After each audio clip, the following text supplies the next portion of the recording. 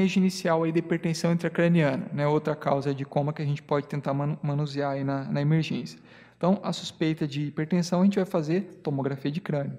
Então, como eu falei, ou você conhece o mecanismo, ou tem uma suspeita de algum mecanismo que causa hipertensão intracraniana, por exemplo, hemorragia subaracnoide, ou tem um tumor diagnosticado, ou tem alguma descompensação de hidrocefalia aguda, a gente pode imaginar que a causa é hipertensão intracraniana. Ou você viu uma tríade de Cushing na avaliação dos sinais vitais, né? Ou você viu edema de papila no fundo de olho. Você deve, né, avaliar com a tomografia de crânio antes de pensar em puncionar, antes de pensar em fazer qualquer coisa. Então, a maior parte das causas de hipertensão intracraniana vão exigir um tratamento cirúrgico, né? Então, AVCs hemorrágicos extensos ou que estão causando hipertensão intracraniana, isso é uma emergência neurocirúrgica, tá? Então, deveria prontamente receber um tratamento ou uma orientação ali neurocirúrgica. Claro que se não houver a indicação ou se o neurocirurgião não estiver prontamente disponível no serviço, a gente pode começar algumas medidas. Como eu falei, elevar a cabeceira, centrar bem a cabeça, evitar deixar a cabeça fletida, né? Que pode obstruir as jugulares. Isso já pode ajudar a controlar a hipertensão intracraniana, né? Então, otimizar a pressão de perfusão cerebral, né? Aquela diferença entre a pressão arterial média e a pressão intracraniana. Então, essa é a pressão que vai perfundir o cérebro. Então, se a pressão intracraniana sobe muito, a pressão de perfusão do cérebro cai, né?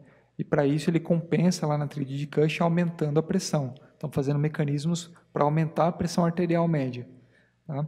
Então, a gente deveria ajudar isso. Então, deixar uma pressão mais permissiva, uma pressão arterial mais alta, permissiva, e fazer todas as outras medidas para baixar a pressão intracraniana.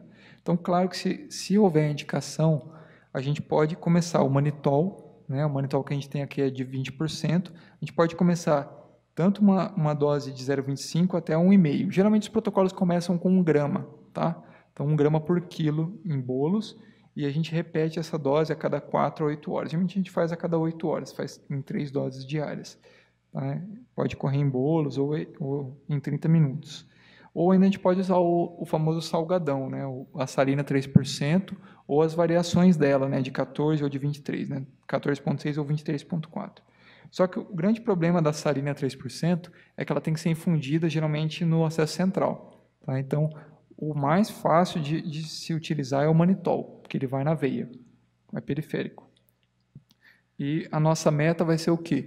Uma osmolaridade não maior do que 320 miliosmol por quilo e um sódio não maior do que 155, né? Então, às vezes, a gente vai precisar fazer esse manitol lá na emergência, né? Mas, assim, o manejo da hipertensão intracraniana deveria sempre ser guiado por um catéter de pressão intracraniana. Então, geralmente, isso é uma medida meio que heróica, tá? Então, a gente deveria ter um controle melhor, porque se você fizer uma dose muito alta aqui do manitol ou da salina, e eles são diuréticos aí potentes, né? Então você pode perder pressão arterial média e aí, em vez de ajudar, você pode piorar, né? Você pode provocar uma queda muito grande da pressão arterial e aí você vai perder, na verdade, pressão de perfusão cerebral. Vocês conseguem entender, né?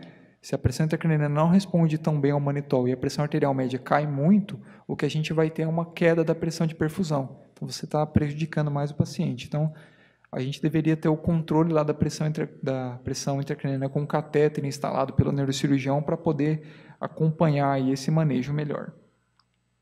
E se nada disso responde, a gente vai ter que proceder à hipotermia e um como barbitúrico aí para proteger o cérebro.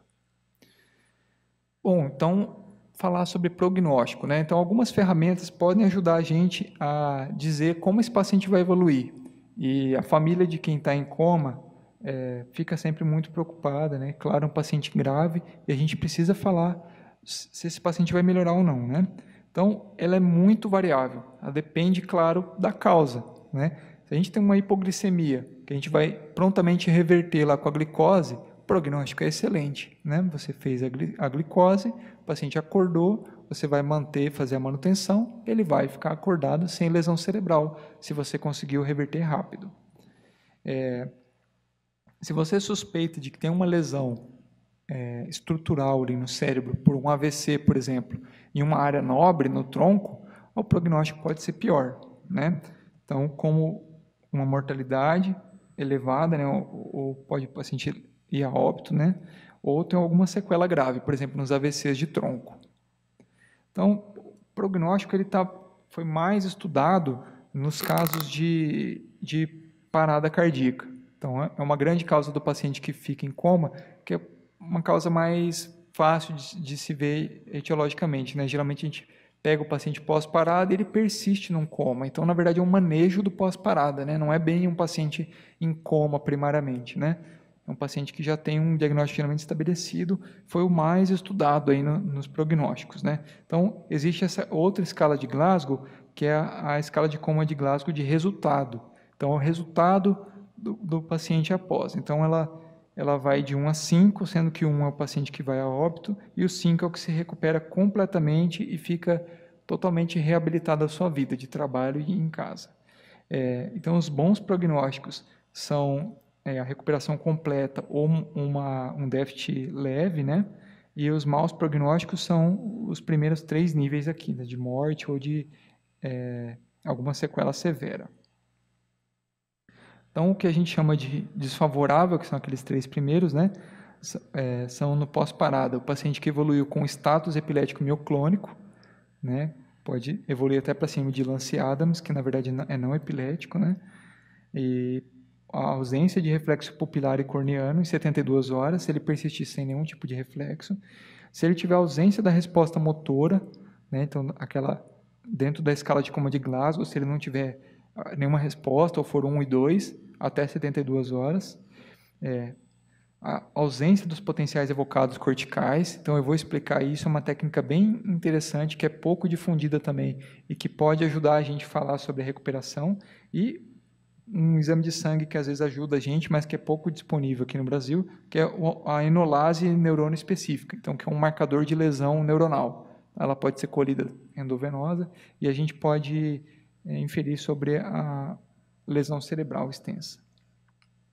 Então, aqui é uma tabelinha que tem no UpToDate.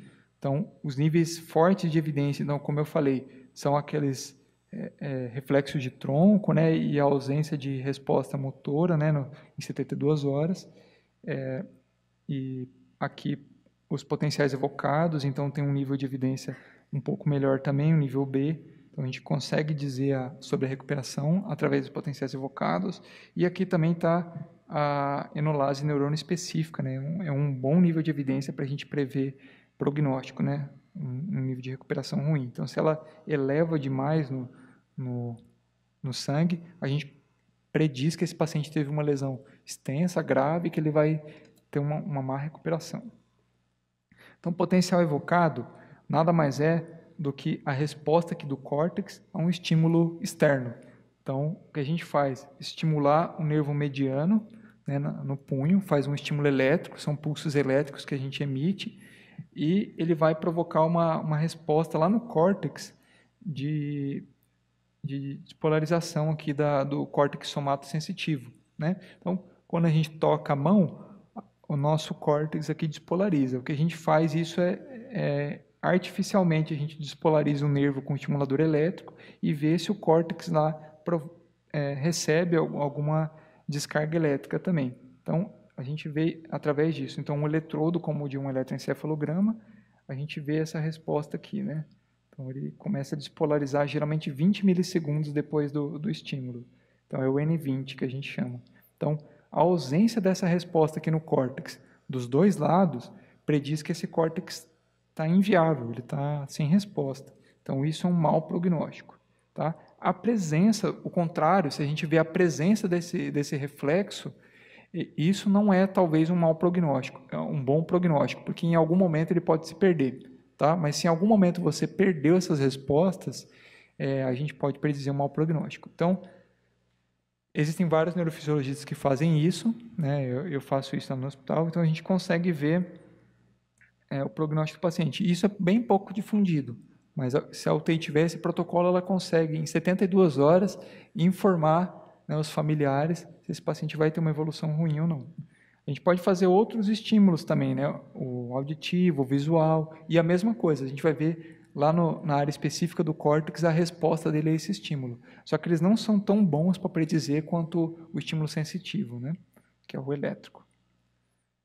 Então, um fluxograma legal que dá para seguir aqui, que é o da Academia Europeia, né, de avaliação da intensivismo aqui, a gente pode ver. Então, a gente sempre vai excluir confundidores de coma, né, vai tratar inicialmente, e aí se você persiste com o paciente 72 horas responsivo, né, inconsciente, sem abertura ocular, e com uma resposta motora de 1 ou 2 no Glasgow, né, então, ou ele não tem nenhuma resposta, ou ele descerebra, né, ele faz aquela extensão patológica, e você tem um ou mais dos seguintes, né, a ausência do reflexo pupilar ocorneano, com ausência bilateral daquele potencial evocado, né, aquela resposta N20, você já tem um prognóstico desfavorável muito provavelmente. Então, ou ele não vai acordar, ou vai evoluir a óbito, ou vai ficar com alguma sequela grave nos próximos 6 meses. Se você não tem esses preditores, você espera mais 24 horas. Então, se no status, e ele continua responsível, claro, né? E você teve status mioclônico em menos de 48 horas, ou aquela enolase neurônio específica elevada, ou um eletroencefalograma com padrão de surto-supressão, né? Ou com alguma reatividade, né? Ou ainda com status epilético, né? Ou uma tomografia de crânio ou de ressonância com uma lesão difusa, você vai predizer que provavelmente ele vai ter um prognóstico desfavorável. Tá? E se a gente não tiver nenhum desses parâmetros, aí a gente tem um prognóstico indeterminável. Então, como eu disse para vocês, é bem variável. Né? Esse paciente pode ou não despertar nos próximos 6 meses. Bom, para encerrar, eu vou trazer só alguns casos ilustrativos, né, para mostrar para vocês alguns pontos específicos disso que a gente discutiu aqui, que são importantes na emergência, são importantes aí e foram vistos por mim aí ao longo desses anos. Então, uma mulher de 58 anos, sem antecedente nenhum. Na verdade, depois a gente acabou descobrindo que ela estava já iniciando um atendimento médico. Ela deu entrada no pronto atendimento com uma história de confusão mental nos últimos 2 dias, que culminou com um episódio de crise convulsiva. Ela não recuperou essa crise, foi levada para a emergência na UPA. Na verdade, ela convulsionou dentro da UPA, ali durante o atendimento e até a chegada na UPA, ela ficou 10 minutos em crise e ela foi tratada com um diazepam EV. Como ela não melhorava o nível de consciência, ela foi entubada e estabilizada na UPA e foi trazida ao hospital, nosso hospital universitário. Isso já tinha uns 30 minutos. Né? Ela foi mantida sem sedação até a chegada no hospital. Na admissão, ela tinha uma abertura ocular, ela não tinha nenhuma abertura ocular ou resposta verbal ao estímulo, e ela tinha uma retirada simétrica à dor bilateral. Né? E as pupilas eram mióticas e pouco reativas, e um sinal de Babinski bilateral. No exame físico geral, aqui a gente já dá alguma pista, né? Mas isso a gente só conseguiu ver depois. Tá? A gente só, depois de estabilizar tudo muito tempo, a gente foi manejar a paciente e aí uma das residentes da clínica percebeu isso. Eu era residente da neuro nessa época e eu fui chamado para avaliar essa paciente. Então, a residente percebeu que ela tinha uma inflamação, uma nodulação na mama. Né? E aí a gente começa a discutir as causas aqui. Então, essa paciente deve receber todo aquele cuidado inicial que a gente comentou, ela já chegou com uma via aérea avançada e a gente procedeu toda aquela investigação inicial e esqueceram de uma daquelas avaliações que eu falei.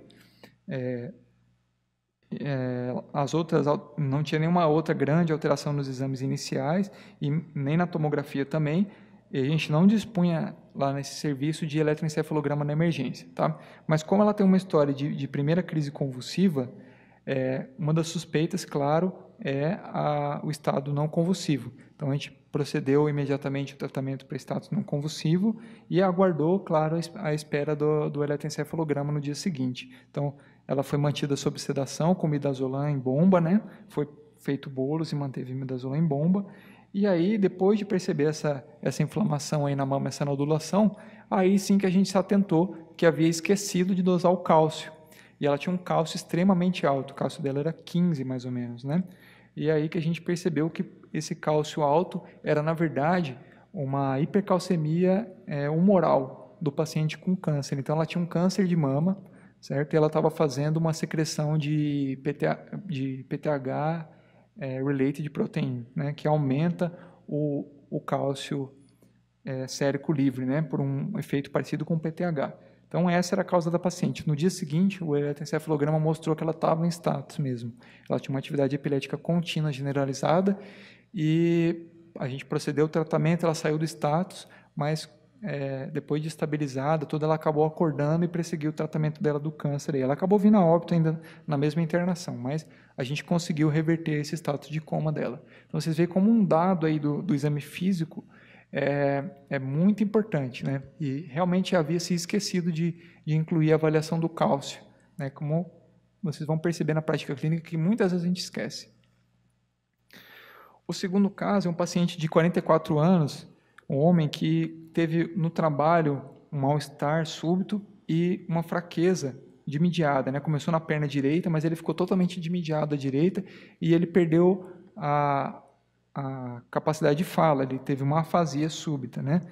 Ele chegou ao hospital sonolento e pouca resposta aos estímulos. Então, aqui já fica bem mais óbvio, né, como ele foi assistido e ele tem uma causa evidente de lesão neurológica central. Esse paciente teve que passar pelo protocolo de AVC, né? Claro que é a principal suspeita, um déficit de instalação súbita, de mediado, com alguns comemorativos aí de lesão central, como a afasia. Ele foi prontamente colocado no protocolo de AVC e foi diagnosticado um AVC extenso, né, de artéria cerebral média esquerda, que eu coloquei nas causas de coma. Por quê? Porque pode alterar a resposta verbal. Então, se a gente fizer uma escala de coma de Glasgow, ele vai perder vários pontos pela afasia, né, ele vai chegar a uma escala de coma bem baixa, e ele pode ter uma complicação grave, que é o edema maciço ali do hemisfério esquerdo, e pode provocar uma herniação, né, que pode comprimir o sistema reticular ativador ascendente e levar a coma. Esse paciente acabou complicando com uma herniação mesmo e acabou rebaixando o nível de consciência, mesmo depois de trombolizado. Então, só para ilustrar que algumas causas são prontamente perceptíveis, né? Ele tinha... desculpa, tinha um exame físico dele aqui, mas basicamente é isso que eu falei. Ele estava hipertenso, ele tinha um pulso irregular, já para mostrar isso, na verdade, desculpe.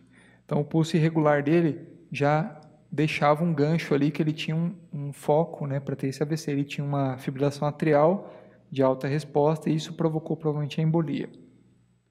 Então, como eu mostrei, ele tinha um exame físico que denunciava aí que ele tinha um AVC, né, uma hemiplegia à direita, com um Babinski à direita, e as pupilas nesse momento ainda eram isocórica e fotorreativas, e com o passar da evolução ele acabou herniando e tendo uma midríase ali no olho direito.